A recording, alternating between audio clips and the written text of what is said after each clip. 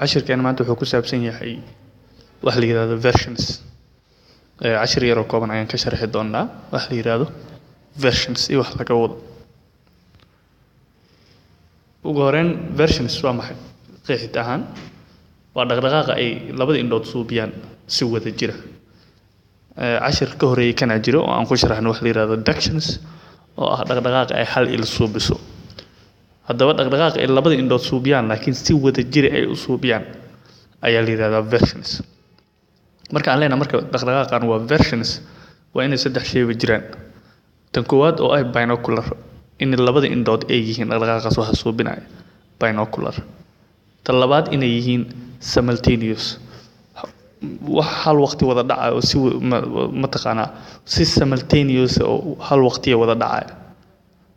iyo tan saddexaad oo conjugate movement waxa la dhaqdhaqaaqa at the same direction oo hal dhinac ay u wada jeesanayaan. markay saddexdaas shayba jiraan ayaa la yiraahdaa dhaqdhaqaaqaas versions loo yaqaanaa.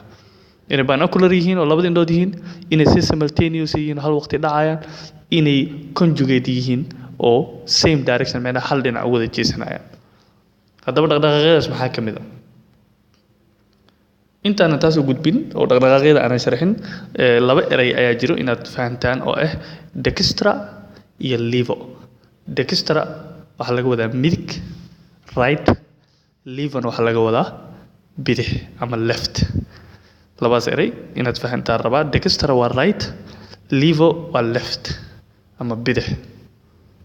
haye dhaqdhaqaaqa ugu horeeya marka waxa la yiraahdaa dextroversion. waa marka ay labada indhoodba fiirinayaan dhinaca midig ayaa la yiraahdaa dextroversion. labada indhoodba waxay fiirinayaan dhinaca midig. waa tan dhinacan midig ay fiirinay tan kalena marka waa labada indhood waa hal waqti ay dhacayaan waana conjugate macnaha labadaba hal dhinac ay wada fiirinayaan same direction waana dhinaca midig macnaha waxa la yiraahdaa markaas dextroversion. waxa ku xigo levoversion. waa marka ay labada indhood eegayaan dhinaca bidix. levo hadda waxaan kugu soo sheegay inay tahay iyadana bidix. waxaa noogu xigo asagana dextra elevation. waa marka labada indhoodba ay eegayaan kor ahna dhinaca midig. mina labadaba waxay eegayaan kor, tanna waa kor tanna waa kor, laakiin labadaba waa kor dhinaceeda midig macnaha. ma fahanti macnaha marna isha midiga wax hogaaminayso marna isha bidixda wax hogaaminayso. marka tokada midiga hogaaminayso laakiin kor la wada fiirinayo ayaa laga wadaa.